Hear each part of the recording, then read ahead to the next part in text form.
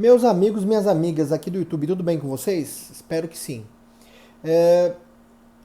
No vídeo de hoje nós vamos tratar de um tema importantíssimo, estabelecido na Constituição Federal de 1988.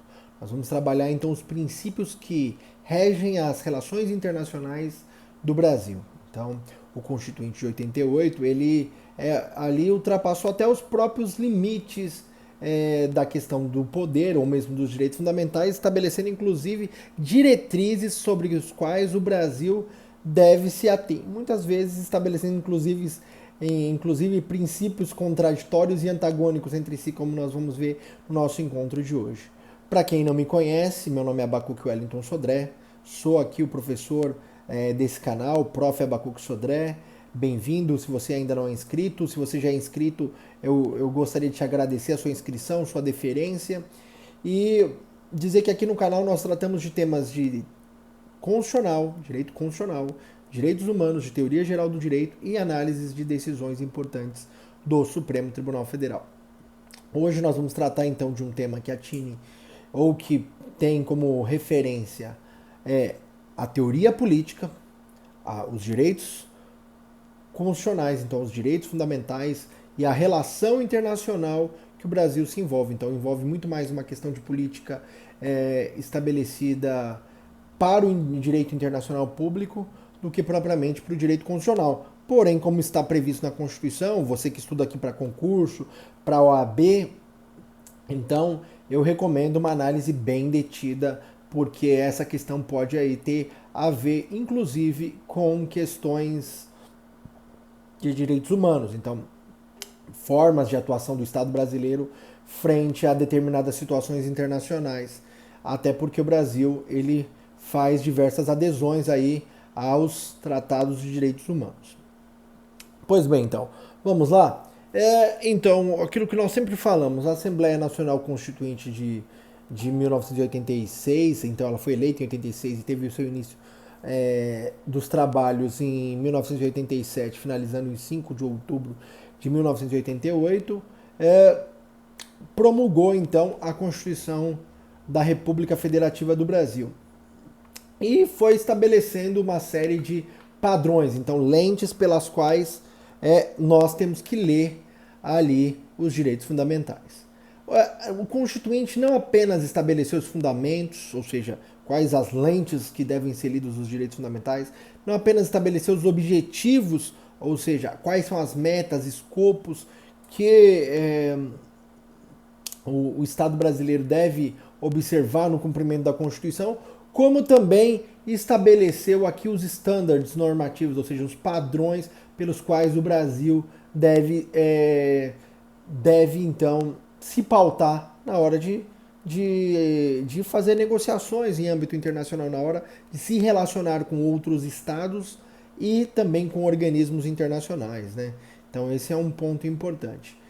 Então, essa questão, esses padrões estão estabelecidos no artigo 4º do texto da Constituição. Se eu tenho ali uma relação entre o Brasil e o exterior, eu sempre estou falando da questão de competência típica do executivo. Aqui, como nós vivemos num presidencialismo, o sistema presidencialista é aquele em que o chefe do executivo exerce dupla função, normalmente.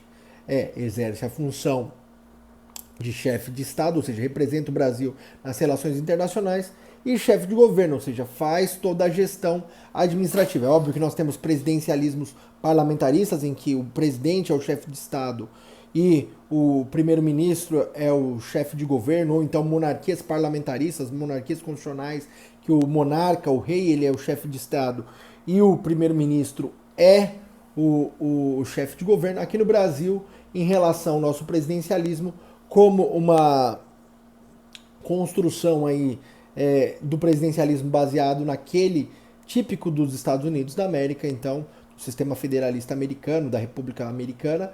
Então, o presidente da República exerce esses dois papéis, chefe de Estado, chefe de governo. Chefe de Estado, então, ele tem funções implícitas e explícitas acerca da sua atuação nas relações internacionais. O que são relações internacionais? Então, as relações internacionais dizem respeito ao relacionamento, então as relações internacionais dizem respeito ao relacionamento, aqui parece bem tautológico. Né? Diz respeito, então, as relações internacionais, elas dizem respeito ao tipo de negociação, o tipo de conexão que existe, então, seja de amizade, seja de visão política, de associação, então, de atuação conjunta, ou a forma como as partes dizem respeito. Quais são as partes que estão envolvidas, ou seja, o envolvimento das partes no âmbito internacional. Quem são as partes do direito internacional público, então? Nós vimos que, ali, segundo Mazzoli, nós podemos até fazer menção, são os estados, então tem o estado, então essa ali já aparecia nas versões clássicas, como nas versões clássicas desde de Grócius. Então, desde Grócius, eu tenho ali a versão que os estados eles fazem parte das relações internacionais. Temos também ali as organizações internacionais, então as organizações internacionais são importantíssimas e que dizem respeito, por exemplo, à ONU, à OMS, à OMC, todas as organizações que são de âmbito internacional. Então elas pertencem ao sistema global, então da ONU, ou regional, como por exemplo aqui da OEA. Ok? Então esse é um ponto de partida. Então nós temos estados, temos organizações internacionais e temos também entidades multilaterais, ou seja, órgãos como por exemplo a União Europeia ou outros órgãos aí que envolvam relações continentais, quando o Brasil negocia, por exemplo, com o Mercosul, ou ainda órgãos de âmbito internacional, Banco Internacional, Banco Mundial, que são órgãos que estão atrelados aí a diversos estados ou mesmo entes privados aí. Então, nós temos entidades multilaterais, organizações internacionais e também estados. Então, esses são os sujeitos das relações internacionais. Ou seja, aquele ambiente de comunicação, a comunicação que é feita entre os sujeitos de direito, eles vão construir ali regras, princípios e vai vigir no âmbito do direito internacional público ou o princípio da autonomia. Qual o princípio da autonomia? Ou seja, vige a soberania e os estados soberanos se relacionam entre si. Então eles criam ali conexões por meio de acordos internacionais, de convenções internacionais que fazem adesão. Então a voluntariedade das normas internacionais é um ponto de partida. Então a adesão ela depende da vontade do Estado, da ratificação dos órgãos internos. Ok? Então aqui no Brasil nós temos esse sistema. Lá o presidente faz a negociação, o Congresso faz a internalização e o presidente promulga aí o decreto que, se ele for promulgado pelo presidente, a norma será de eficácia legal, né? Ela vai ser norma ordinária. Se for uma questão de direitos humanos, vale sempre lembrar o parágrafo 3º do artigo 5º da Constituição Federal, que estabelece lá que se os tratados de direitos humanos, quando aprovados como forma de emenda, ou seja, cuja publicação dessa resolução é feita pela mesa conjunta do Senado e do Congresso da Câmara dos Deputados, então nos termos do artigo 60, ele vai então ter efeito de norma constitucional, então vai integrar o bloco de constitucionalidade, como ocorre com o decreto 6949 de 2009 e também o decreto 9522 de 2016, ou 2018, perdão, 9522 de 2018, que é o Tratado de Marrakech. Pois bem, e os tratados que forem internalizados na forma comum, ou seja, aquele que o decreto legislativo ele é aprovado pelo quórum de maioria, ele vai ter a promulgação com base no decreto presidencial, e esse decreto presidencial promulgado vai ter eficácia legal, então vai ser norma legal. Essa é a forma aí de relacionamento. Então, sempre para que um Brasil tenha adesão, é preciso a internalização desses tratados aqui no Brasil. Lembrando que lá no artigo 49 lá tem a parte de competência do legislativo, então do Congresso Nacional, acerca da internalização do decreto legislativo necessário para esse ato, e no âmbito do artigo 84, lá nós temos a previsão também do decreto de ratificação final, da devolução ali para que ele possa ter validade interna dentro do sistema jurídico. Então, prevalece nas relações internacionais sempre a relação da soberania. O Brasil, então, só se sujeita às relações internacionais na medida em que ele aderir tal ato. E como o Brasil, então, deve se pautar nas relações internacionais? O Constituinte, então, ele estabeleceu 10 princípios, e aqui a gente vai falar rapidamente com vocês, até para que não fique cansativo, rapidamente esses 10 princípios que o Constituinte estabeleceu que o Brasil deve se pautar nas relações internacionais.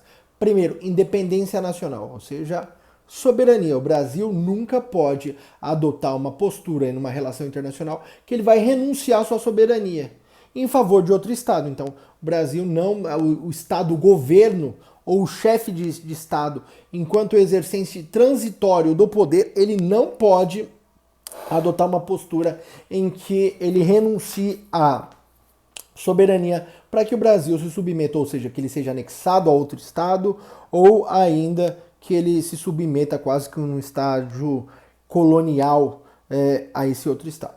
Pois bem, então esse é o primeiro princípio, independência nacional, prevalência da soberania interna. 2.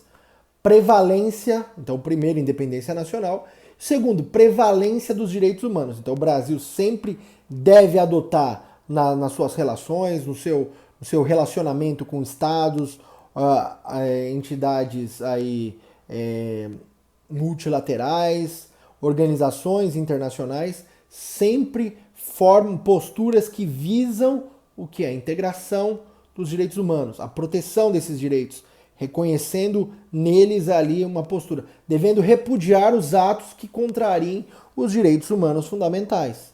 Então, todas as vezes que houver uma violação, seja de liberdades civis, de direitos sociais, ou mesmo de interesses difusos, coletivos, individuais homogêneos, e os direitos de solidariedade, todas as vezes que houver isso no âmbito internacional, algum desrespeito, alguma forma de discriminação, de atuação, o Brasil tem que marcar o território. Sempre que nas relações nós falamos, sempre adotar uma postura de repúdio. Então, ou censura nesse sentido, a prevalência dos direitos humanos, a apologia aos direitos humanos. Então, nosso primeiro princípio ali, nós já vimos, então, o primeiro princípio, a prevalência da independência nacional, ou seja, prevalência da soberania. A soberania prevalece sobre qualquer outro ato. Depois, direitos humanos. Então, o Brasil deve se basear sempre nas suas relações, no contato com os outros estados. Então, nesse contato, nesse diálogo estabelecido entre os estados, deve promover, então, os direitos humanos, adotar posturas que promovam os direitos humanos. Então, na prevalência, sempre que for tomar uma decisão, sempre fazer um cálculo. Lembra que sempre em processos de negociação, sempre há um parâmetro decisório, um cálculo racional para avaliação da melhor definição, que em inglês chama-se de BATNA, o cálculo, a melhor decisão possível.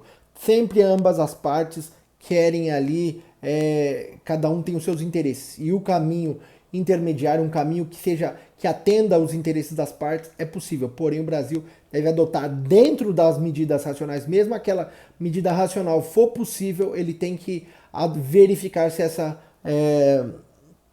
essa adoção, se essa escolha implica no respeito dos direitos humanos fundamentais. Pois bem, vamos para o próximo item, o número 3. Então, autodeterminação dos povos. Se diz respeito, então, à cultura, à tradição dos estados com os quais o Brasil se relaciona. Isso significa que o Brasil não deve adotar uma postura imperialista. O que significa, professor, imperialismo? Imperialismo é uma postura de tentativa de colonização, seja ela cultural, intelectual, por parte. O Brasil deve se abster de realizar isso. Ou seja, permitir que os povos se realizem o máximo possível, ou seja, o respeito etnocêntrico, não adotar uma postura universalista e de imposição. Aqui essa é a postura que o Brasil adota, então deve ser universalizada. Não, o Brasil não deve interferir na autodeterminação dos povos, ou seja, na cultura e nas tradições desses povos. O Brasil não deve adotar uma política imperialista, ou seja, de coação para então uma postura equivalente àquela que o Brasil adota. Então o Brasil deve garantir então o respeito à visão etnocêntrica de cada estado. Pois bem, lembra que então que a visão etnocêntrica pode ser que ela conflite, por exemplo, com uma visão de direitos humanos. Então, até que ponto é tolerável, é aceitável uma posição que é etnocêntrica, mas que contraria direitos humanos. Então, aí essa é uma questão fundamental aí de colisão de interesses. Pois bem, o próximo inciso, que é o próximo princípio que o Brasil tem que se basear, então, é em não intervenção, uma própria decorrência da autodeterminação dos povos. Então, se na autodeterminação o Brasil não vai adotar uma política então, de imperialista, uma política de coação para uma imposição de uma visão intelectual ou cultural, na não intervenção significa que o Brasil vai respeitar as soberanias dos países com os quais ele se relaciona. Ele não vai adotar políticas intervencionistas, ou seja, não vai adotar ameaças de intervenção seja direta ou indireta, seja intervenção política, econômica, jurídica, contra qualquer sujeito do direito internacional público. Então o Brasil não vai adotar uma política intervencionista, principalmente na relação com os estados. O Brasil jamais vai querer ter como responsabilidade, então, suprimir uma soberania de outro país. Então, a não intervenção implica o respeito da soberania de outro estado. E o que a gente tem que continuar aqui, então, pautando. Então, nós já falamos. Primeiro ponto, independência nacional. Segundo ponto, prevalência dos direitos humanos. Autodeterminação dos povos. E agora falamos também da não intervenção. Agora, nesse ponto, agora o próximo passo é igualdade entre os estados. Ou seja, significa que o Brasil, todas as vezes que for se relacionar com o estado, vai ouvi-lo em pé de igualdade. Não vai, nessas relações, impor ali um poder econômico, um poder político na hora de negociar. Ele vai tratar em pé de igualdade, vai tratar como pares, os estados ou mesmo as organizações internacionais com que ele for se relacionar, como se pares fossem. Não vai se submeter, mas também não vai transgredir ali, impondo-se ali um poder, uma negociação de tipo posicional, ou seja, eu tenho poder, então eu estabeleço a negociação. Não, vai tratar as negociações em pé de igualdade, permitindo que ambas as partes construam ali seus interesses para um acordo ou uma convenção entre países que tragam resultados favoráveis para ambas as partes. Então, manter uma boa relação, tratando de forma igualitária dentro da medida do possível, óbvio. Lembrando que que o Brasil deve tratar de forma igualitária, desde que sejam preservadas as prioridades nacionais. O Brasil não deve se submeter ao outro Estado em prol do outro Estado e se olvidar ou se esquecer do quais são as prioridades nacionais no âmbito de uma negociação. Próximo item, então, nós já falamos aqui da igualdade entre os Estados. O próximo item, então, defesa da paz. O Brasil é um país que busca a paz. O Brasil deve praticar, então, uma política antibélica, ou contrária à guerra. Sempre que houver a possibilidade de uma guerra, o Brasil deve se abster. Tanto que essa foi, por exemplo, uma visão adotada aí pelo próprio governo atual, ao dizer que jamais estabeleceria uma guerra com a Venezuela, para não desencadear nenhum tipo de situação. O Brasil não deve adotar uma política armamentista, não deve adotar uma política de cunho bélico. Então o Brasil deve fazer a defesa da paz. O Brasil é um país pacífico.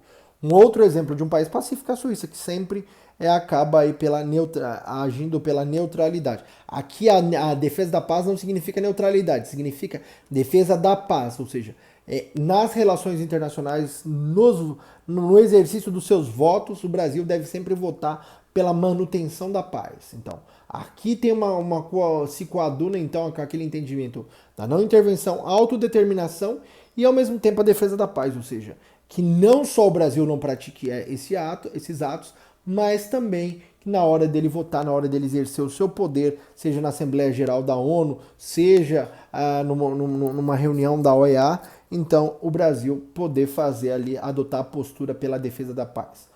Solução pacífica dos conflitos. Então, sempre adotar ali os meios pacíficos, não bélicos. Então, aqui também é uma decorrência da defesa da paz.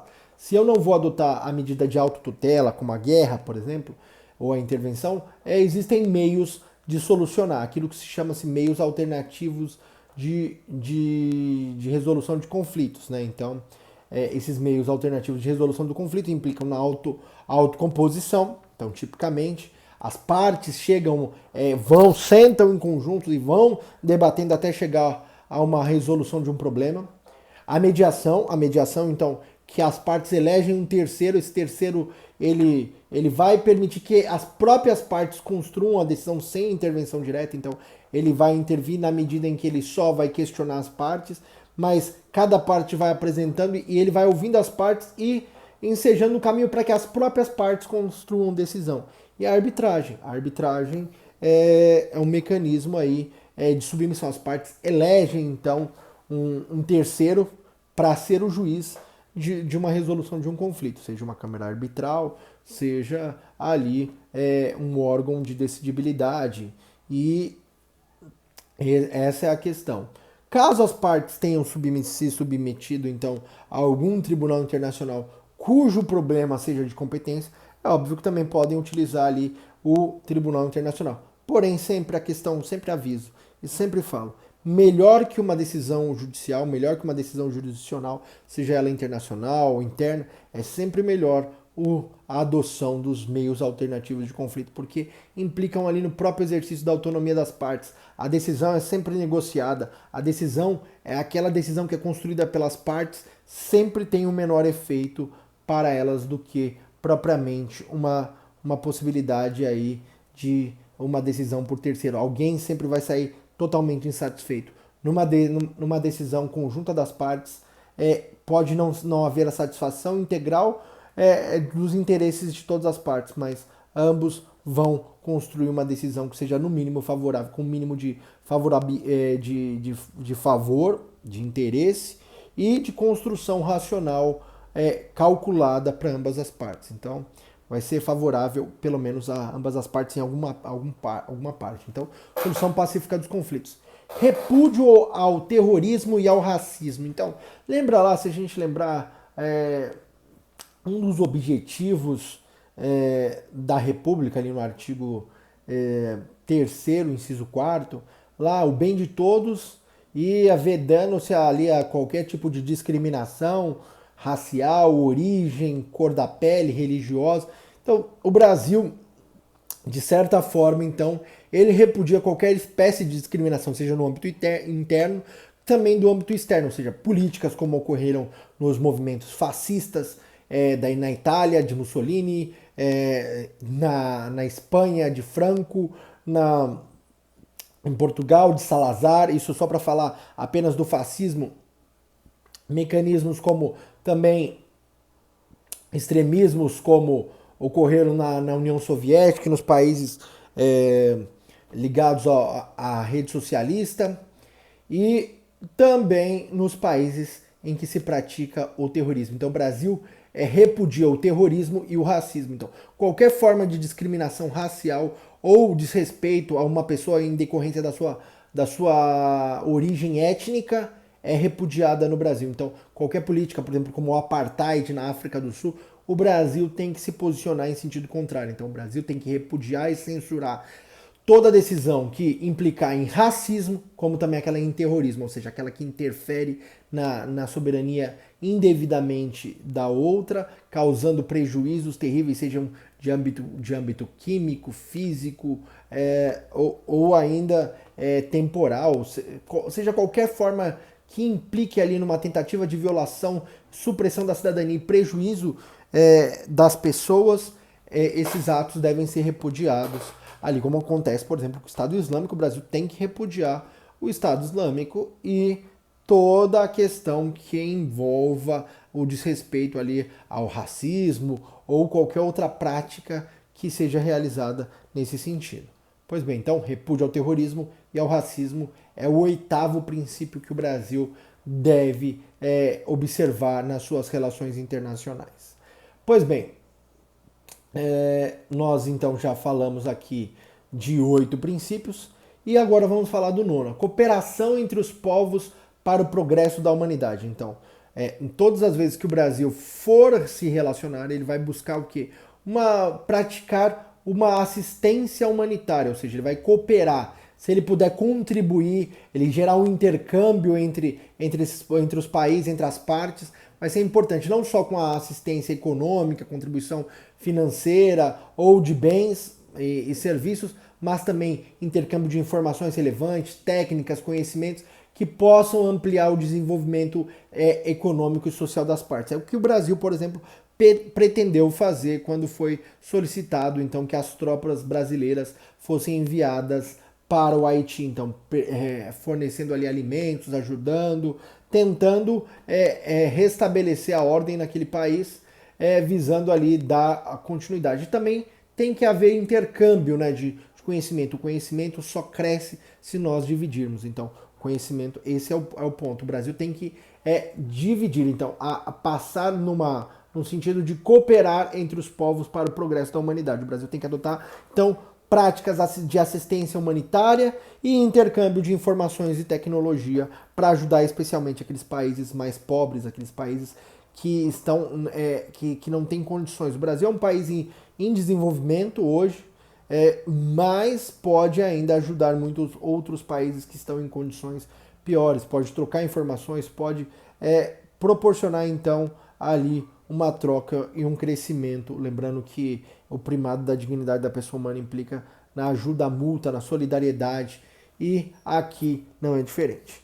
Com relação ao último item, aqui mostra um pouco da visão da Assembleia Nacional Constituinte de 1987 e 88, que foi eleita em 1986, decorrente da Emenda Constitucional número 26 de 1985, que alterou então a Constituição Federal de 1967, que já havia sido emendada pela Constituição, pela Emenda Constitucional de 1 de 69. Então, quando o Brasil sai desse regime político, autocrático, ditatorial, instalado em março de 64, que durou até então aí quase o final do ano de 1985, 21 anos de regime autocrático, perseguição, exílio político. O Brasil, então, estabelece como um dos princípios na relação internacional o asilo político. Então, o asilo político é uma proteção, é uma concessão que o Brasil faz para as pessoas que possam ingressar no território nacional e que sejam, então, ali protegidos em decorrência de perseguições políticas em seus estados. O que significa, então, professor? Asilo político, que significa que o Brasil concede a proteção. Como ele concede proteção?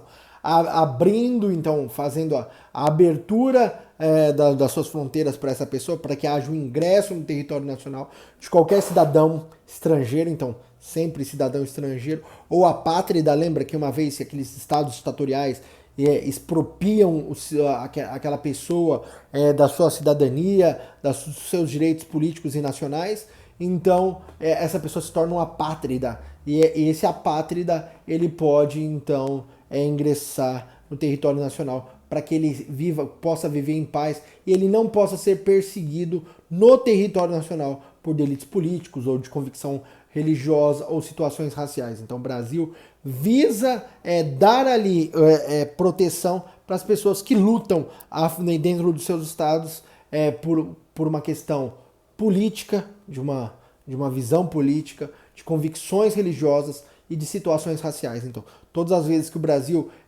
for solicitado o asilo, ele deverá conceder nos termos do artigo 4º, inciso 10 da Constituição. Então, esse é um primado. Se nós pensarmos quais são os princípios que o Brasil se relaciona no âmbito internacional, nós temos que pensar sempre que são desses 10 princípios.